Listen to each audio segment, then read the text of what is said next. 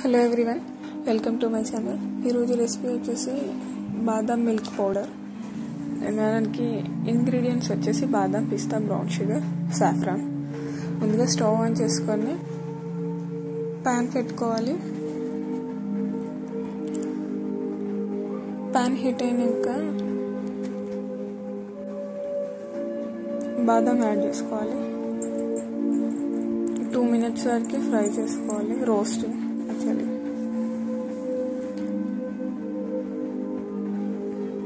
ఇది కొద్దిగా రోస్ట్ అయిన తర్వాత పిస్తా యాడ్ చేయాలి.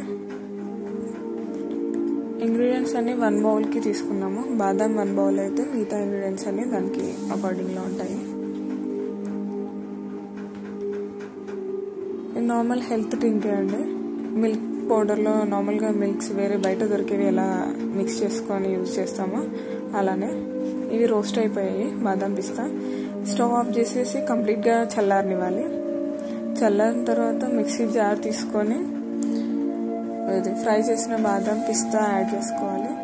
ఒకసారి గ్రైండ్ చేసేయాలి వీటిని ఫైన్ పౌడర్ లాగా. పౌడర్ అయిపోయింది కదా కంప్లీట్గా. ఇప్పుడు 2 స్పూన్స్ బ్రౌన్ షుగర్ యాడ్ చేస్తున్నాను. బ్రౌన్ షుగర్ లేకపోతే నార్మల్ షుగర్ కూడా యాడ్ చేసుకోవచ్చు. ఇక్కడ బ్రౌన్ షుగర్ యాడ్ చేశాక మళ్ళీ ఒకసారి గ్రైండ్ చేసేస్తున్నాను. ఇంకా సాఫ్రాన్ కూడా యాడ్ చేస్తున్నాను. ఇప్పుడే 1 pinch అంతే.